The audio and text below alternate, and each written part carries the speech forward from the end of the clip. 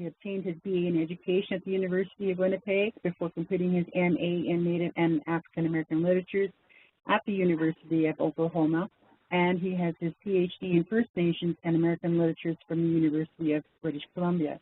Our second guest speaker is Alex Wilson, and she is Niigaan from the sorry, I knew I was going to do that, Opaskwayak Cree Nation.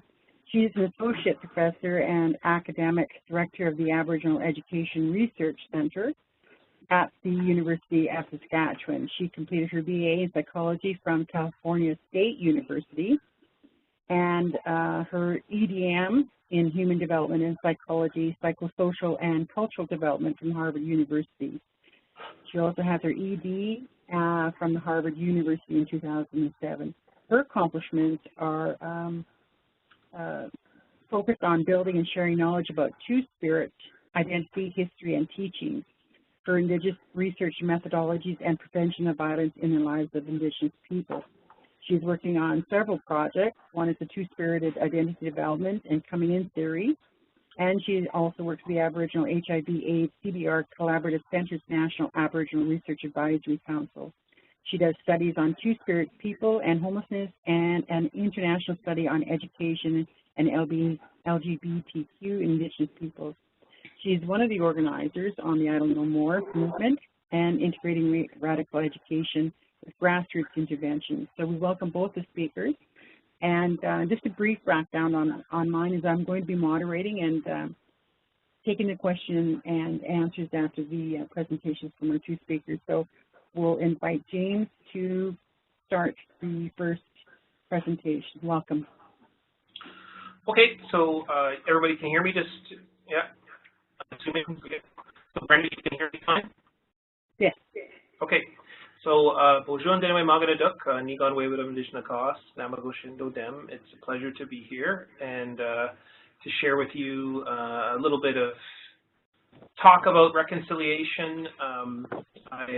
Most of my conversations around reconciliation tend to happen in the present, and so I think it's kind of ironic to have a conversation about something that is about relationship. We're on this digital electronic medium because I can't see anyone, and I assume that they're out there, so I can see we have attendees, and so it's a little weird to talk about reconciliation in this format, but I'll do my best to sort of engage that idea. I'm going to go through my slides very quickly, and then I'm going to talk a little bit at the end of where I think some solutions can be found in the work that I'm doing, as well as the work that's being done here in Tuwabel and the work that's being done nationally amongst a lot of different scholars and thinkers in the field of reconciliation. The first question that I would ask is, do we live in an age of reconciliation? Is that even something that's comprehensible?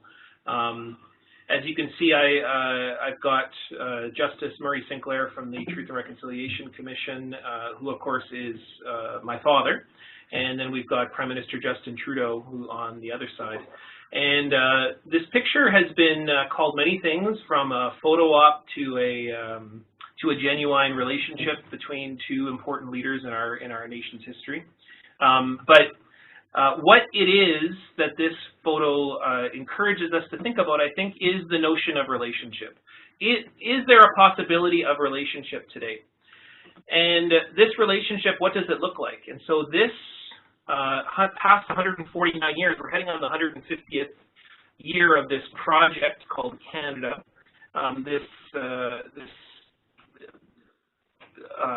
Various names that it can go under, but of course Canada is a name that comes from relationship. It's meant to be the village from the St. Lawrence Iroquoians.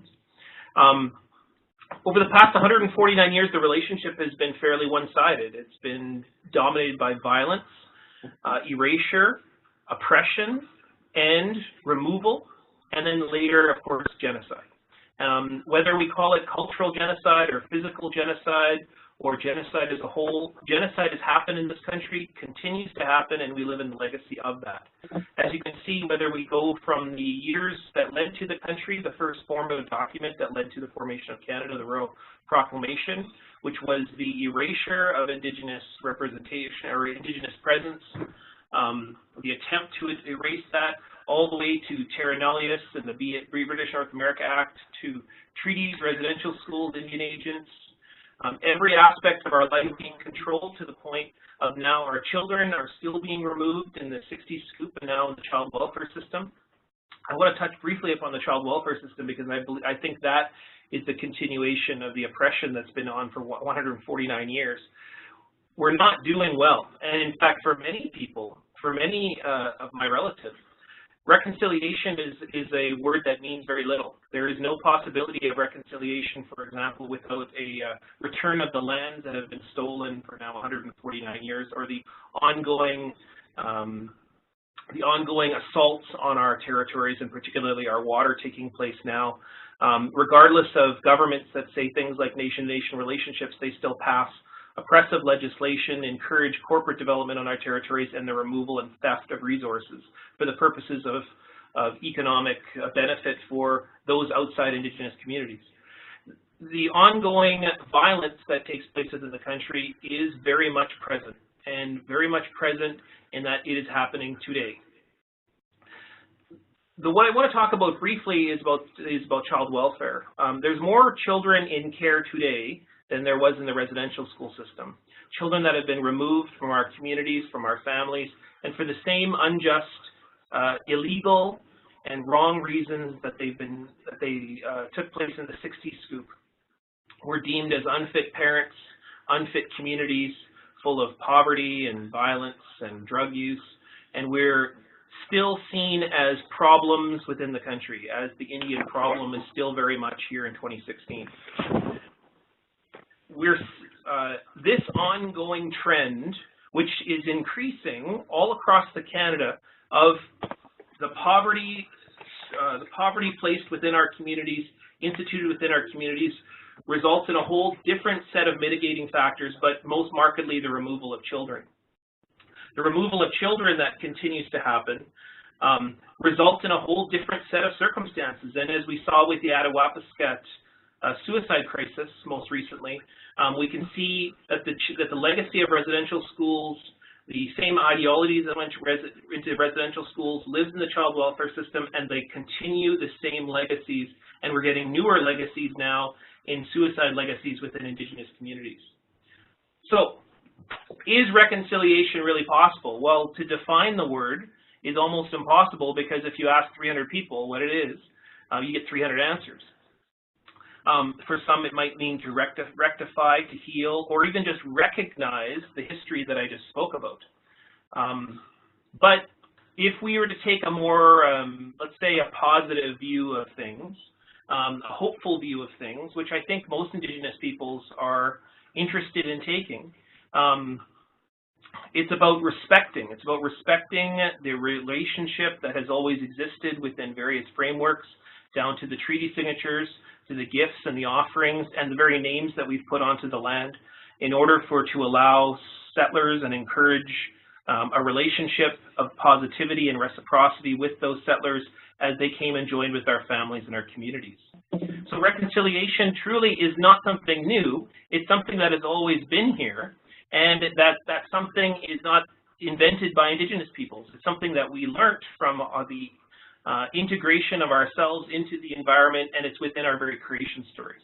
Our creation story itself is a story of reconciliation. When we get placed down as Anishinaabe people into the world, we are accepted and embraced and engaged and given responsibilities by those around us, the animals, the water, the earth, the air, the sun, the moon. And those responsibilities that we carry, we still have.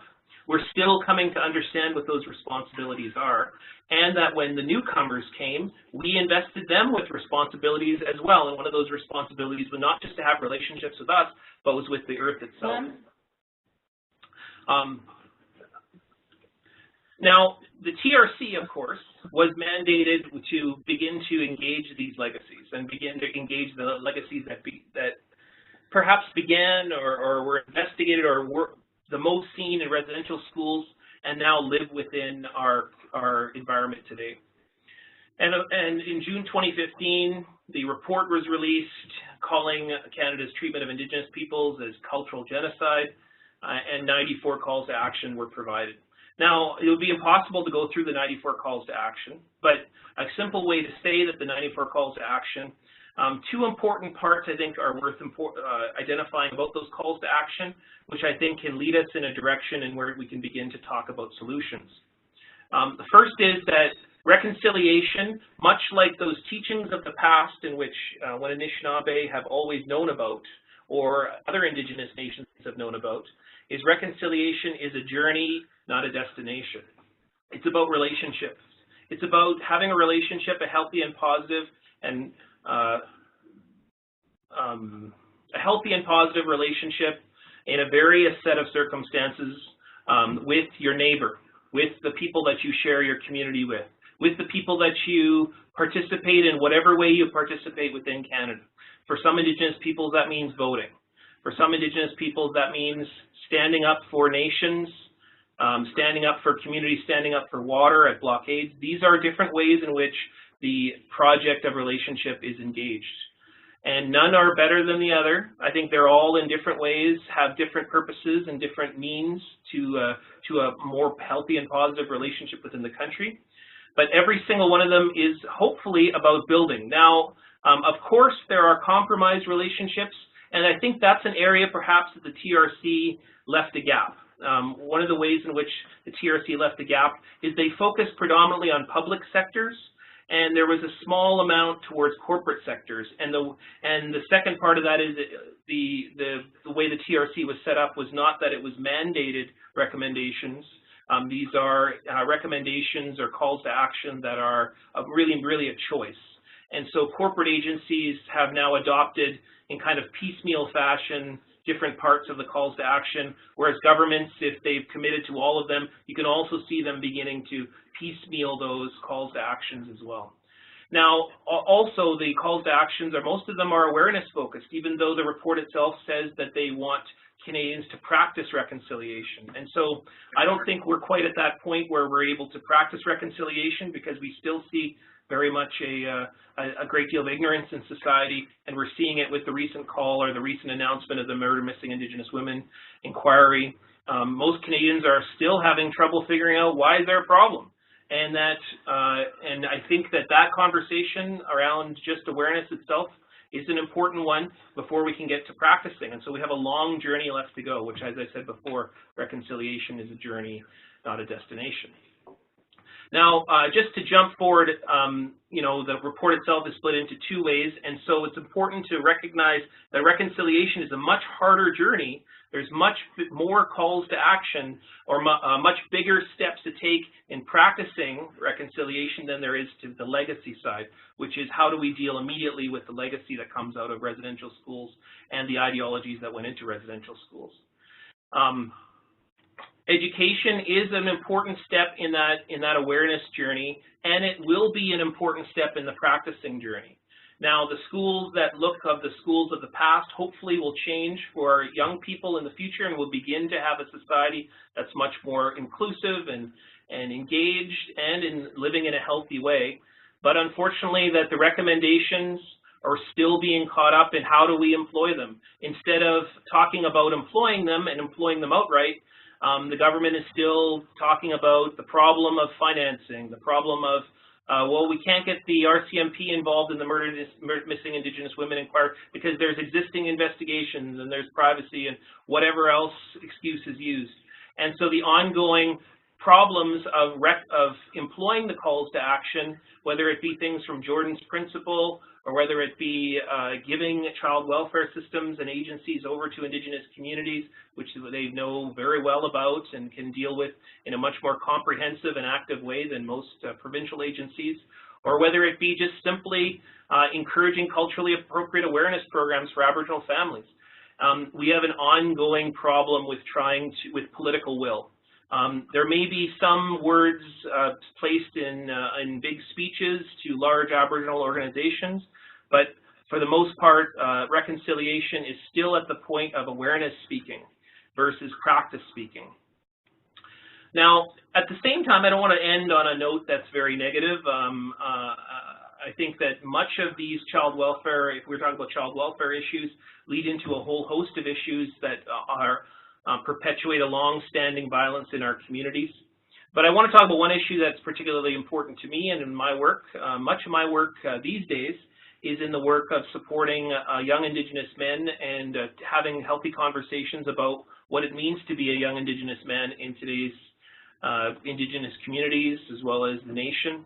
And there's many issues you could talk about, but I really think that the issues facing Indigenous men and the cycles that Indigenous men inherit and then live within their own lives result in much of the incarceration and the absent fathers, and the fact that there are as many, if not in many cases more, murdered missing Indigenous men in this nation. In Canada, there are many issues that men face that I think that if dealt with directly would be able to incorporate and engage many of the other issues that face Indigenous communities as a whole. But those issues around young Indigenous men must be dealt on an interpersonal basis, and the ways in which we've dealt with them historically are the best ways in which we can engage young Indigenous men. And it was that when young Indigenous men would reach a certain age, when they would grow up, they would have people within that community, whether it be their kukum or their grandmother, or whether it be their uncle, or whether it be their sister or their fellow brother, or whether it be even their father, any of those people who had specific roles in which they would take upon to take those young Indigenous men and engage with them the possibility of what it means to be an active and contributing person within your family, within your community, and within your nation, within your government. And I think that some of the work that we're doing here in Manitoba, at the University of Manitoba here, is we're taking young Indigenous men, particularly ones that have experienced the criminal justice system in a negative way, and we're taking them out and we're teaching them things like how to do fire, how to be a responsible young father, how to go out and begin to engage their education in a meaningful way. Many of them drop out at the grade 6, grade 7, grade 8 level. And then how to write about yourself, how to talk about yourself as a young Indigenous man. There's a great project here in Winnipeg. I'm not involved in it, but there's a great project here about how do you create a film about it. How do you talk about those things in a way that doesn't involve gangs or violence or drug use or as things to be proud of. Instead, things to be proud of is how to raise your daughter in a good way and how to spend time with your children, how to spend time learning the language. And that's a project we just finished over here at the university. We were hosting elders to build new words to talk about the language of writing and literature and research. Now, a whole host of different things that young Indigenous men, I think, but that for me is a venue that I think reconciliation is possible. But at the same time, if we don't begin to deal with the systemic problems that led to much of the issues of the past, the awareness issues that most Canadians face, will only be doing window dressing to the larger problem. The problem of child welfare and Indigenous men and frankly missing Indigenous women, these are symptoms to an unhealthy and imbalanced relationship of violence and of genocide that has been going on for 150 years and will continue to do so unless we engage many of the ways of practicing reconciliation instead of just being aware of it. So with that, I say miigwech. I hope I didn't take too much time, and I'm here for questions. I think what we're going to do for following a format, and maybe Corinne can just clarify it, but I think we're going to let both of the speakers have their presentations, and then we'll do a 10-15 minute question and answer afterwards. Is that the format we're going to follow, Corinne? Yes, sounds good.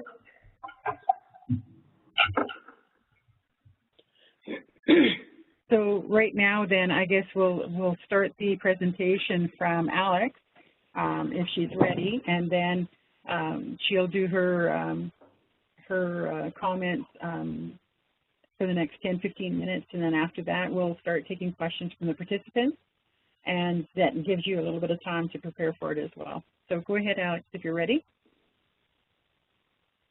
Did we lose her? Thanks, Brenda. Okay. So, there you are.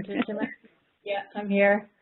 I'm here in Opaskwayak Cree Nation, and this is my home where I'm from, and I'm going to talk about queering reconciliation. So thanks to Dr. Sinclair for providing the bigger context of some of the history, but also the context of how the TRC recommendations unfolded, and then highlighting some of the ones that are important to Indigenous men, but also other folks. So I want to focus specifically on queering reconciliation, and I'll talk about what I mean by that. Now I'm going to try to share my screen here. If the moderator could post that button for me, that would be great.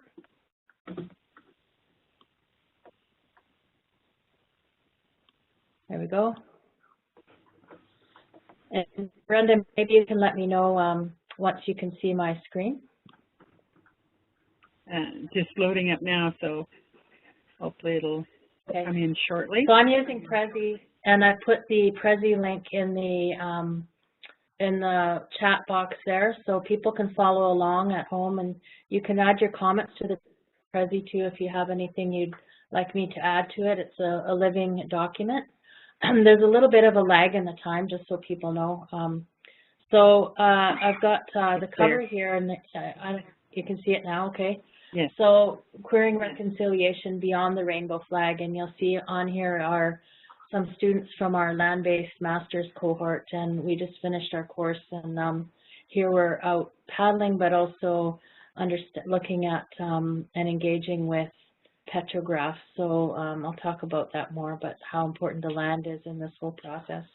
So I wanted to kind of start with our cosmology. As a Cree person, we have our stories that link us to the wider universe, and Niigaan talked about Anishinaabe creation stories, and we have similar ones in our worldview as well. And I wanted to start with the queerest one, and that is our trickster character, which is also represented in a constellation which some people know as Orion, but in our language is Wisagijak. And Wisagijak is an energy, but also a character that can kind of shift forms. And so there's an understanding in the root belief system that gender is fluid, and it kind of undoes the gender binary of Western culture. So we're going to start from this point, that there's a possibility of understanding the world in a way that not only honors but validates a range of genders, a range of sexualities, and it's right there in our belief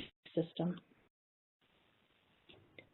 But what happened over the course of a very short period of time in our history is this process of colonization. And if you understand or look at the analogy of an iceberg, about 1/8 is above the water, 7/8 are below the water. And, you know, I understand this is changing now, of course, with climate change, but here's kind of a depiction of it. And the stuff above the water are kind of the material aspects of culture, clothing, music, food, and the stuff below the water are the enduring aspects. They change, but they change very, very slowly over a long period of time. And so these are the core elements of what it means to be an Indigenous person.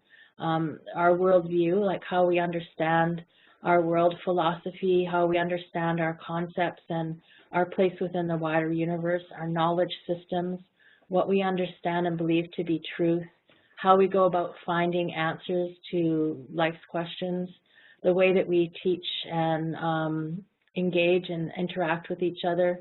All of those are linked to land and to language. And so what's happened during the process of colonization is a disconnection because of all the policies that Niigaan outlined in his presentation, a disconnect from between the top and the bottom. And that's a disconnect that many of us are working to kind of repair. Some people would call that the process of decolonization, trying to align the top with the bottom. Other people might refer to it as the process of reconciliation. But as the previous speaker said, reconciliation has many different meanings, and even the specific term is rooted in a worldview that was linked to the Catholic Church. And so for many Indigenous people, we have the right to say, no, we're not comfortable with it, and maybe we don't want reconciliation. And scholars and community activists such as Audra Simpson and others have said we have the right to say no to reconciliation. So what would that mean? So that's another kind of line of inquiry and questioning that we can think about as well. But one of the major things that's happened during this process of colonization is, yes, genocide, as was mentioned, cultural genocide as it's referred to, but that refers to the way that bodies are subjugated, removed, erased, silenced. But there's another aspect to it as well, and that's called epistemicide. And epistemicide is the severing of knowledge systems. And so if you think about the iceberg, the bottom of the iceberg there holds all our scientific knowledge, our worldview, all the things that allowed us to not just survive, but allowed us to thrive in relationship with the cosmos, in relationship with the environment and land for tens of thousands of years. And so the land that I'm sitting on here right now in Opaskwayak, our family has lived here for at least 10,000 years since the last ice age, and that's part of our worldview. So epistemicide is a huge kind of concept to understand, because what has happened specifically is that there's been an unequal kind of transfer of knowledge to certain generations and to certain people. So the effect of that is that it's asymmetrical, as Leanne Simpson says. So the effect, of course, is institutionalized and interpersonal forms of oppression that have become entrenched in our land, a disconnection from meaningful relationships to the water and land, which leads to destruction of land and water. And of course, here right now, we have the very real issue of the oil spill in the Saskatchewan River and the ongoing pollution of that river that people have been speaking up against and resisting since the hydro dam was built in Grand Rapids and E.B. Campbell Dam in Nipawin. So there's that and other things that have been destructing the water and the land. Violence has become normalized and violence has become internalized. Language is lost, or it's changed to fit this asymmetrical power system. Binary gender roles become entrenched until we start to believe that there are only two genders. Spirituality has become religion and institutionalized by our institutions of social management, such as the education system and the justice system. And certain worldviews have been privileged while others have been dismissed. So this, I guess, is part of the awareness aspect that Niigaan was talking about, that many people don't understand how this has happened. And so when we talk about queering reconciliation, which is what I'm interested and most concerned about because of the asymmetrical impact that colonization has had on certain bodies, some people have felt the impact in different ways than others. And when thinking specifically about the Truth and Reconciliation Commission and all the great work that they've done, there's some kind of silencing and erasure that has happened in that as well. And for the self-described two-spirit community or the queer community, the calls to action that came out were important, yes, but we were also asking for more because there was only one consultation with two-spirit identified people, and that was in 2014. And I think there were 25 people at that consultation, and of those 25, I think half of them were the commissioners and their crew. So really, if you think about the population of Indigenous folks, and you think about gender as a continuum or sexual diversity, there's a lot of people that have kind of been edged out, and that's evident in the suicide rates. Niigaan talked about the Attawapiskat suicide rates, but also we know in Cross Lake, that suicide was deemed a crisis emergency there.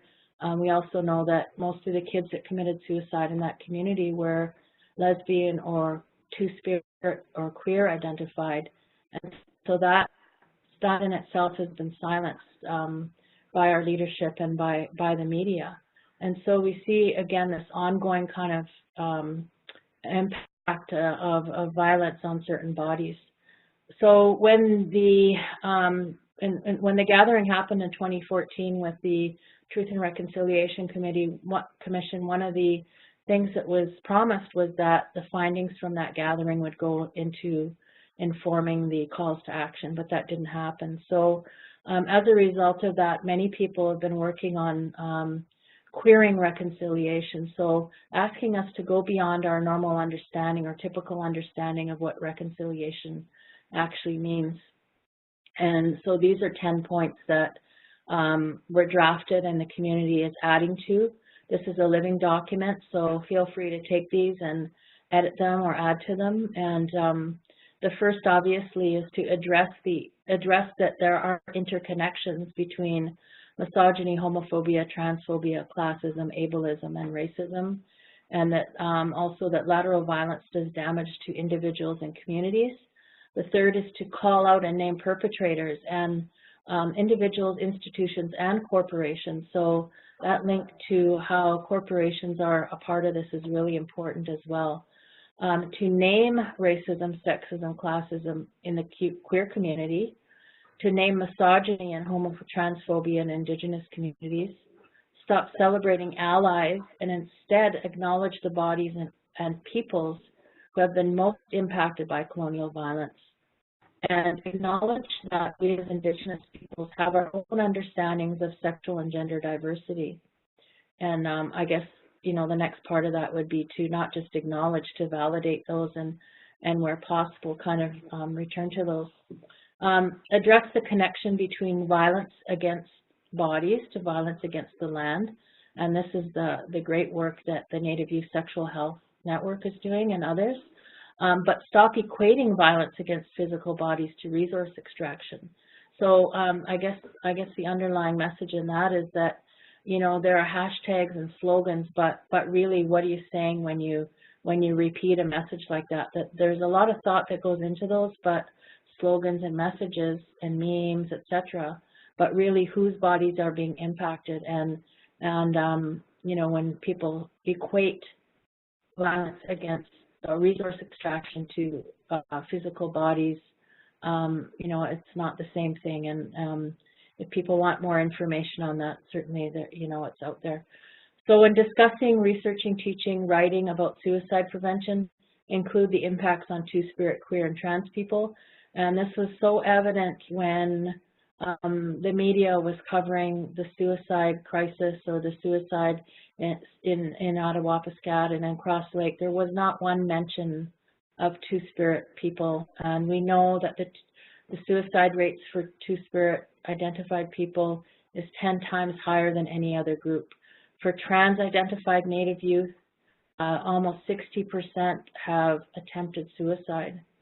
So we're talking about some really serious statistics and almost zero mention in the mainstream media and also by Indigenous people as well. And number 9 is include two-spirit and trans people in any and every discussion about murdered and missing Indigenous women and the inquiry process. And again, when the inquiry was announced, many people were, there's a range of emotions, but no mention of how certain bodies, again, are impacted in ways that others aren't, so that we always need to include two-spirit and trans people. And I think that the It Starts With Us campaign and No More Violence, and again, the Native Youth Sexual Health Network are doing great jobs addressing that. And then the 10th is to celebrate fabulous queer youth and adults. And so that's part of this reconciliation process too, is to understand what needs to be done to move forward, but also realize that there has been ongoing resistance. There are happy, healthy people out there, like, not to pathologize all of us, you know, but we do live within this larger colonial context, and so the systemic forms of oppression need to be undone. And then just to kind of end with this, these posters that were created by youth, and youth were as young as 11 and went up to age 17 or 18. And so these were kids at a GSA, and GSA is Gay Straight Alliance Summit, and most of them were First Nations or Métis identified. And here are the calls to action that they came up with, and some hashtags to go along. So if any of you are on Twitter, you know, please feel free to use their hashtags. Smudge don't judge was one of them. So that was respecting that there are different worldviews. Support one another and hold each other up regardless of identity. Reach out, respect, talk to each other, don't ignore. And you know, that's really important because isolation is a huge factor in suicide, especially for queer youth, especially in northern remote and farming communities. And so that isolation factor, you know, to just notice other people. Appreciate and accept that names, labels, identities can change and are fluid. Ask about pronouns. So there's a call to action that anybody can do right now. Don't assume people use he or she. You can ask them what pronouns they prefer. And so that's a very simple act of reconciliation that's available to every single person, no matter what language you speak, and whether you speak or not, you can do it in sign language. Retraining for teachers in general. Don't enforce sexist dress codes. That was a big one, especially in cultural or ceremonial settings. Don't gender activities. That was another big one for the youth. They don't want to be divided by boy, girl, when some of them don't identify as boy or girl or either. Approach elders about two-spirit inclusion, and so they felt like elders within our own communities, but also in the larger world, need to be need awareness around these issues. Fight, reject hetero cis normativity. Minimize bureaucracy when students want to change their gender identity. Speak up for inclusion. Teach and talk about avoiding derogatory terminology. Learn to be an ally, and queer it up. And then challenge heteronormativity and cis-normativity in education, healthcare, and social structures, and address the effects thereof on queer, two-spirit, and trans individuals. Be bold, question assumptions about gender and sexuality. Normalize queer people in relationships and make it happen. So again, they have a very sophisticated language and understanding of gender and sexual identity. And I would say if there are any adults that don't understand this terminology, then it's up to you to educate yourself, because this is the language that our youth are using. And I myself have to always challenge to keep up with them. And then the last thing, I guess, was just this, you know, they are calls to action. And as Niigaan said, we're mostly in the awareness phase, but we really want to move to the action phase, and part of that is advocacy. So I guess it's up to us to continue to move forward and figure out what that means for all of us. What does reconciliation mean for all of us? Thanks, Brenda. Okay, thank you. That is really interesting, and I'd like to thank again Niigaan and Alex for their presentations. So Niigaan has presented the policy perspective on reconciliation based on legacy and the recommendations, and Alex is focused on acceptance within the two-spirit world, and that links kind of to our culture and our ideologies and our beliefs. And so in the midst of these two presentators, I know that the general population is going, well, how does this fit in to what I need to do in my job? And in Alberta here, I'm sure you've heard about the young couple that was recently murdered. And so these kinds of news that happens that people hear and see and they face those judgments on the Indigenous people.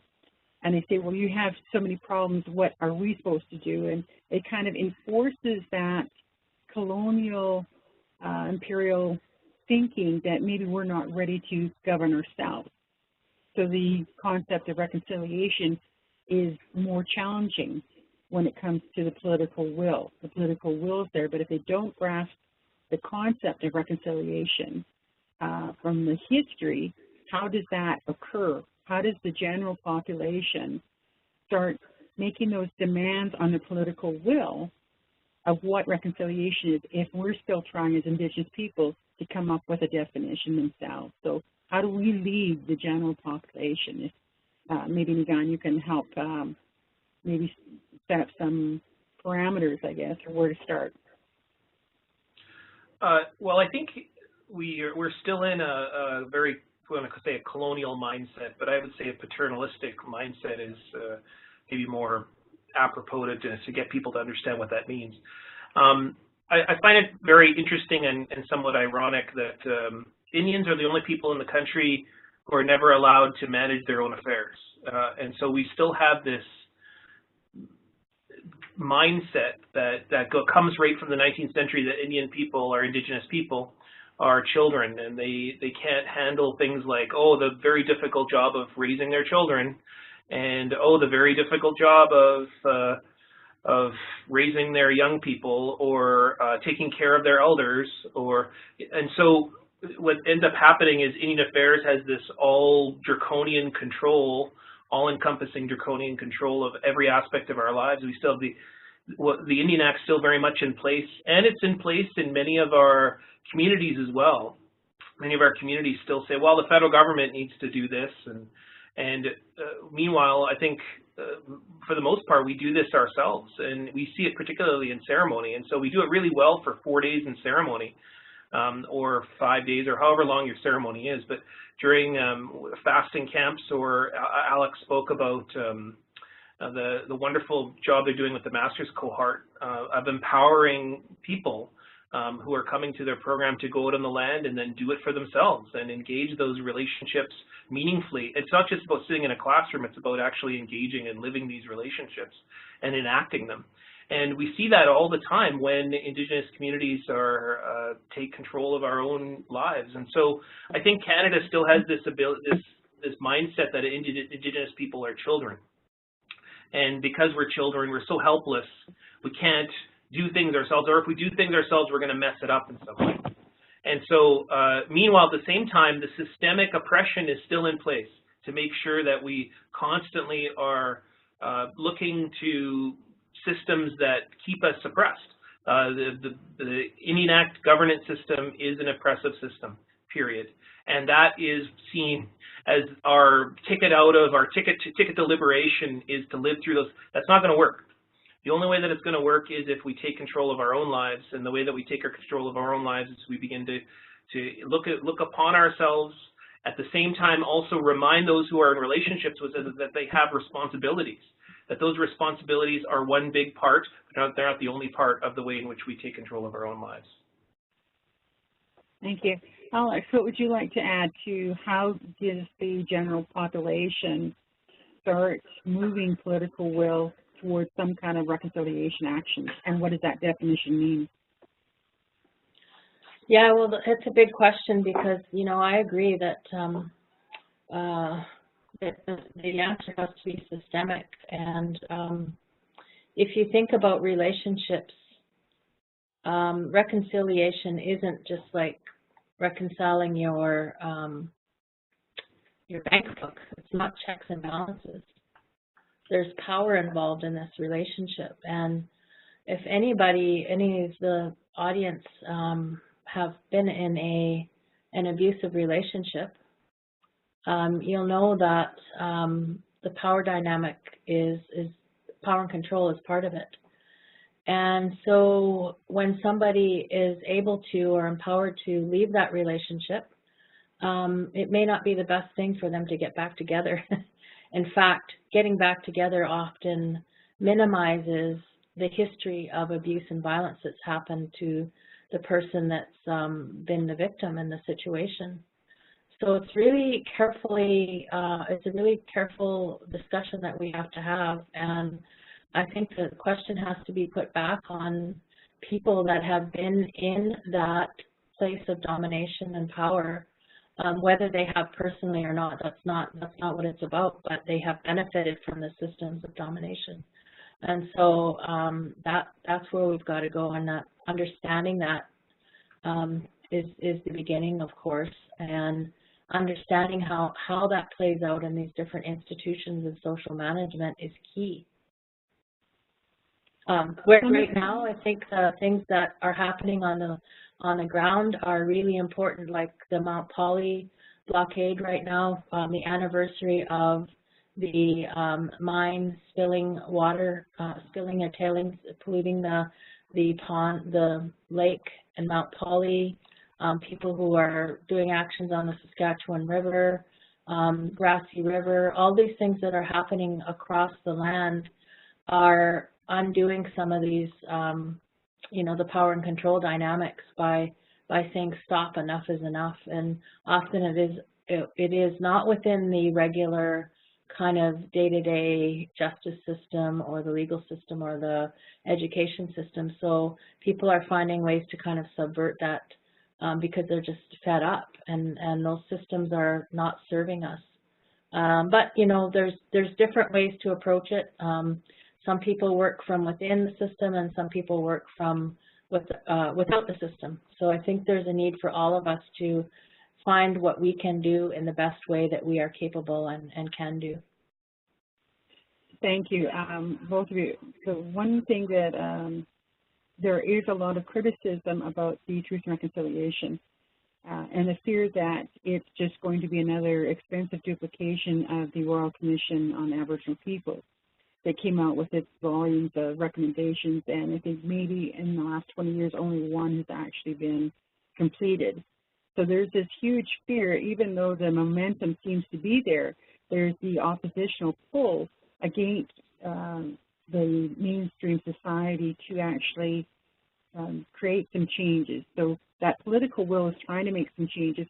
In Alberta, there was a big announcement about the Alberta Teachers Association working with the TRC to change the curriculum in the schools. So I've talked to several teachers, and they're a little bit overwhelmed because they're just getting the resources. So the communication from the government was a little bit misleading to the general public that are thinking that the TRC, the 5 individuals in the TRC university, or the site there, is going to be helping all of the teachers in Alberta get their curriculum so the students can learn about the accurate history. The criticism is that the teachers themselves don't have that understanding of reconciliation. So again, here's that, how do I actually do this when I'm being told by my political leaders that I have to do this when I'm not understanding what that means itself. So what kind of suggestions would you provide to individuals who are being mandated by their agencies or their administrators to put reconciliation into their practice when they're very unclear of what that actually means? I think, can you hear me? Yeah, go ahead, Alex. I think, you know, what Alberta is doing is important, and if you think back to that iceberg diagram, a lot of people think that it's the tip of the iceberg stuff, so they're afraid to talk about culture because they think, well, I can't talk about feathers and things like that, but really, yes, they can talk about anti-oppressive education. They can learn what anti-oppressive education is, and that's kind of the thing that's been missing, is the thing that people think that it's a material aspects of culture that need to be kind of reconciled, and then people will be all healed.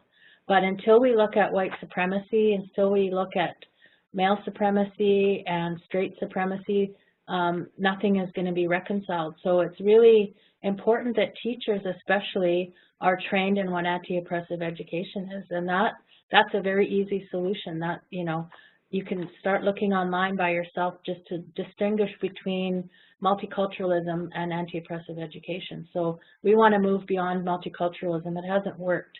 We need strong anti-racist educators. We need educators that understand homophobia and and heteropatriarchy, transphobia, the impacts of misogyny on all people. So so that's open to anybody. I can't emphasize more what Dr. Wilson's talking about in that. I think actually one of the eggshell, I call it like eggshell walking, when teachers go, well, you know, I can't talk about these things. I think it's actually just having the bravery of having the hard conversation with yourself is that first step towards reconciliation, because I think in many cases it's having the discomfort of speaking about something that you yourself are intimately tied to. And I think those are the power dynamics around heteronormativity that many teachers, or whether it be male dominance or white privilege or these things, I think that's where actually most of the fear needs to be engaged. And so it's not so much an Indigenous thing even. It's an issue around their own power, around teachers dealing with their own power. And that's the first step to being able to understand then, oh, well, there are power dynamics in place. Therefore, you can begin to look and maybe even begin to teach your students to dismantle or engage them in some meaningful way. But what I'd also say is that when I speak to teachers, I say, I show them the statistics. You know, Indigenous people are the largest growing population in the country. They're the fastest growing population under the age of 25, and so on and so forth, especially on the prairies, but then also elsewhere. We're actually not equipping young Canadians adequately if we are not equipping them to be able to handle the demands, the expectations, and the realities of what Indigenous peoples are bringing to the table, which are not just Indigenous issues of the past and the legacies of the past, but are also the issues that Canadians are facing with themselves, those historical legacies of privilege that Canadians have to face in order to realistically have a relationship with Indigenous peoples. But all of the other issues that Dr. Wilson's talking about around two-spiritedness or queerness and those issues that Indigenous peoples, LGBT Indigenous peoples are bringing to the table. And there's more and more and more coming. And if we're truly to equip young Canadians to be able to deal with the realities of not Indigenous society, Canadian society, the realities and the demands of Canadian society that is coming, that is here now, if we're going to equip them adequately, we have to then engage what it means to have relationships, positive and healthy and meaningful relationships with all parts of the country, and particularly Indigenous peoples. Right. I think for the education systems, when you look at, and we go back to the cultural iceberg, and you come to these difficult questions or difficult processes as an instructor or anybody who's working with the Aboriginal population or any of those that are marginalized. The easiest path has always been the wave the sweetgrass, do the smudging ceremony, proof you're healed, learn how to do a dream catcher. Whereas in reality, what we're trying to get is not teach them our teaching, but have the acceptance, learn the acceptance to not judge, and how do we get teachers, how do we get social workers, how do we get anybody who's working in that population to understand that it's not just the sweetgrass, it's not the tip of the cultural iceberg, but it's something much deeper when we look at reconciliation, what that means to put that into your practice. What would you respond to that? I'll just pipe in a quick thing. You know, I'm doing lesson plans for teachers on teaching child welfare right now, which is probably why I ended up talking about child welfare today. But most of those conversations involve, for instance, around parenting. Like, what does it mean to have a good parent? And most of those things are somewhat universal. Caring, a supportive environment, a healthy environment, being there for you, or taking you out for a parent-son date night or whatever. I mean, these things are important conversations. They're the really deep stuff that we're talking about, but all of those things are embodied within our ceremonies. But to be able to get someone to understand, okay, well, this is what a vision quest is, you're actually doing twice the work. that's an important step, but the important step is for them to understand that this is a practice that they themselves can understand because they themselves have experienced some of it on some level. And that's where you begin to engage what that means, to go, oh, well, Indigenous culture isn't this savage superstition thing that I've been taught that's full of deficiencies. It's actually an incredibly empowering act. And they don't have to go out and experience the sweat to do that, because they know that the sweat does something that they themselves can understand in that scenario. Thank you very much. Is there anything you want to add, Al? Did we lose her? Yep, no, I'm here. I would add that I think in the discussion, you know, we haven't really talked about treaties and the treaty relationship, and that could be another webinar. But also I think the importance of land, and not just the importance of land, but the history of how land has been used and how we have been removed from land. So some of the reconciliation process has necessarily to do with to acknowledging that there are 880 land claims still in the court system, that there is land that's unceded, that you know, that we need our land and we need that connection to it. And so we have to start repairing and rectifying that too. So you know, the termination tables, as Russ Diabo talks about and writes about, understanding how that's happening, and it's continuing to happen. So there's important to focus on the interpersonal level, but also the bigger kind of scheme of things of what the government and governmental policies continue to do.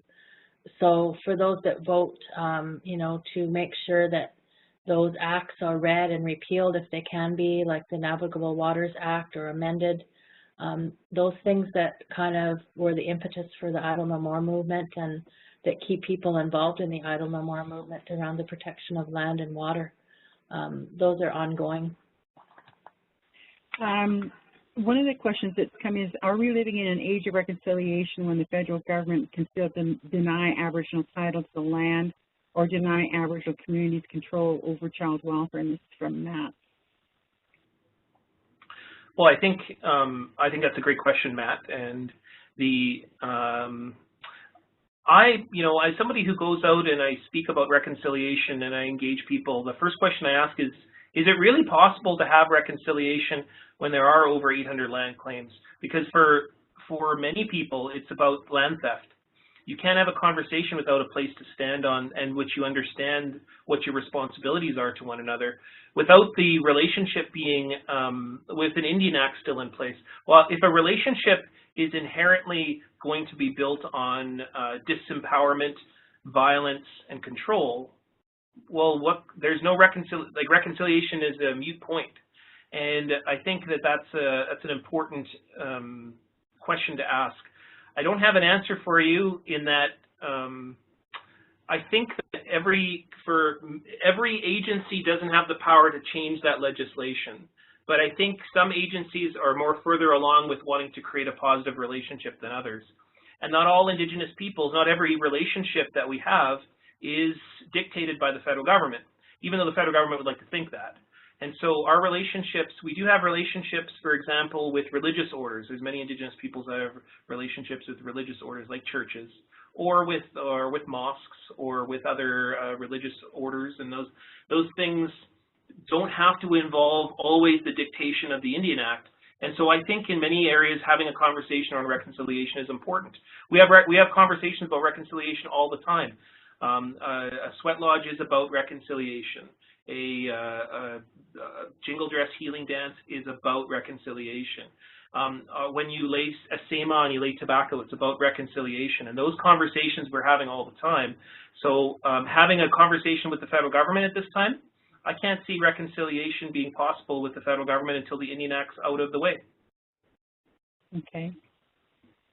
Here's a question from Terry, and she says, if Indigenous people's choice is not to commit, accept, and engage in the reconciliation process, is it an ethical position for a non-Indigenous person to also turn away when education and awareness need to be shared more widely with non-Indigenous populations? if both of you could respond to that, that would be great.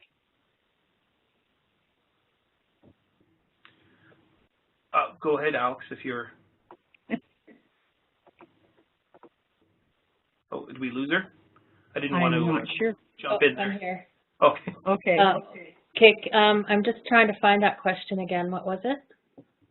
If Indigenous people's choice is to not commit or accept or engage in the reconciliation process, would it be ethical position for a non-Native person to also turn away when education and awareness needs to be shared more widely with the general population? Well, I think that, good question. I think that Indigenous people can have the choice, do have the choice not to accept or engage in reconciliation, but from an ethical position, non-Indigenous people don't have the choice not to. Does that make sense?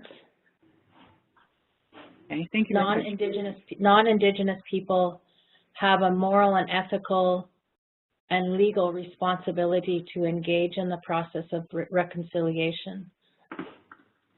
Doesn't mean it has to be with us. They can do their work, and if we choose to be a part of it, that's our sovereignty. That's a choice of body sovereignty or of national nation-to-nation sovereignty. I think that's the difference between a dominant and a submissive, subjugated population. Is the choices are ours to take. Yeah. I also think, I mean, just to state, to underline that, what Dr. Wilson just pointed out, you know, the problem, I mean, we've been seen as the problem for 150 years. It's always the Indian problem. We're the tragic, dying peoples that need government, you know, legislation to control us. The problem has never been with Indigenous people, ever. We have never been the problem. The problem has been Canada. Canada has been the problem. And the problem has been in that Canada can't see Indigenous peoples as human beings. And so the fundamental issue is that in every step along this journey, for 149 years, and even before that, all the way back to 1763, and even before that, is that Canada can't get in its head that Indigenous peoples are human beings and dynamic human beings with complex civilizations and societies that have important things to contribute to the larger, broader world. And so I think the question is coming from the idea of, well, you know, I'm noticing the problem is that Canada hasn't got its stuff together to be able to see Indigenous peoples as being able to govern their own affairs, to be able to truly be a nation, not just some municipality called self-government, and, you know, not just to have a bunch of ornamental things at an Olympics, but to actually be a contributing partner and a real partner in this project called Canada. So if the question is about, well, Canada's a problem, how can Canada even begin to engage reconciliation when it hasn't got its stuff together? I get it. Yeah, I get it. Well, work to make it happen, and that's what Dr. Wilson's saying. Work to make that happen. And in order for, we've been waiting for 149 years to have a real conversation about what it means to be a good relative. And all the treaties are there. The wampum is still saying it's been there since the Treaty of Niagara, and even before that. The Treaty of Niagara said, here's how you be a good relative. You take care of the you take care of the land like we do. You give gifts. You forge peace, and when you disagree, you come together and have a conversation. That's how simple it is. Exactly. Thank you very much. One last question here. It's from Michael, and his question is, using racism to encompass faithism helps to limit the conversation, not just historical role of the churches, but the ongoing influence of Christianity in Indigenous life and community. How do we engage this piece of the shared challenge going forward? Niigaan, do you want to start? Okay. Well, you know, I'm not a Christian, but I do have friends that are Christian. I'm just joking. But I do, you know, frankly, you know, in Winnipeg here, the people who have been most invested in wanting to hear about treaties and reconciliation are churches. And I think that draws upon some of what Dr. Wilson was pointing out with you know, reconciliation is very much a Christian idea, and the way in which it's been constructed. I don't buy in that reconciliation was invented by Christians. In fact, I think that we have our own ways to reconcile, if that's what we want to call it, and within our own languages, within our own thought.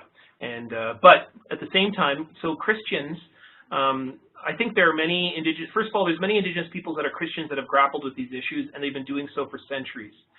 Peter Jones, Kakawakanabe in the 1830s, reconciled the idea of Indigenous spirituality, Anishinaabe spirituality specifically, with Christianity. And you know what he said?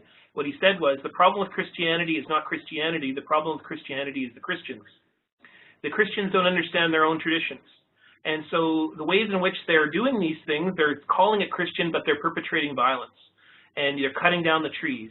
And they're building these urban sprawls with no appropriate relationships within there. And, you know, I think there are many Indigenous Christians who have really important, contributing, and valuable things to say. At the same time, there are tenets within the Christian faith that people use to justify homophobia, that used to justify violence and genocide and removal of Indigenous peoples. The Royal Proclamation is very much based on this idea that Europeans are the only ones with anything valuable to contribute to the world. And so Christianity has something within it that people utilize to promote racism, to promote division, to promote violence. And so Christians, I think, need to look at their own faith and go, hey, what are the ways in which Christianities are not actually being Christian? Dr. Wilson, have you got anything to add?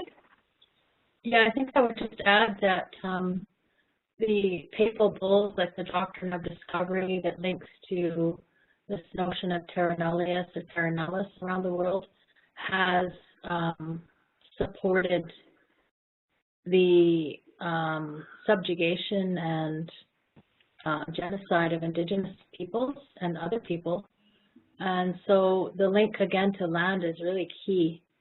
So for those that are ascribed to Christian and other organized religions, you know, I think it's really important for them to go to their leadership and to their system and their hierarchy and try to repeal these doctrines that are still there today that really reinforce this notion of manifest destiny. All of that's linked to Christianity. So faithism, I'm not sure what Michael means by faithism. Does it help or limit the conversation? I think it does, both. It can help as you know, Kairos and other groups across Canada are really pushing and supporting reconciliation and the TRC Commission, but also it does limit what we're able to talk about and how people even engage in it, because once you start having an uncomfortable conversation, people tune out and they get emotional, and in a way that doesn't allow them to understand their own power and privilege and in order to undo it. So these are kind of big questions that persist. And then there's added layers where people have combined Christianity and Indigenous spirituality, and I personally wouldn't go that route, but others find that they can, and I think that's caused confusion in our communities and violence as well. So very complex issues, and I think the main thing though is that we have a spirit that, you know, I started with that constellation, Wisagijak, and that's the energy, and I think that's the hopefulness, because that links to continuum of energy, which we call love and actions, or Sagihiwewan, a natural law. And that's what's allowed us to not just survive, but to thrive. And we're going to continue. So there is that hopeful element in all of this, is that, you know, we're not going anywhere. We have been on our land continuously longer than anybody else on the planet, with the exception of Indigenous Australians. So our knowledge runs very deep, and we're going to continue, and we're going to continue to protect all that we love as well. Well, I want to thank Dr. Wilson and Niigaan Sinclair for these really compelling and interesting discussions on reconciliation. The breadth and the depth of it is more than just an hour of a couple of conversations. The reconciliation process, I think, is something that, as Indigenous people, that we need to start leading and showing by example on what we want and what we define as reconciliation in each of our territories. And I think that's one of the key things that needs to come out. It's not just the definition, it's the policies, it's the legacies, and it's our culture that need and are part of the reconciliation process.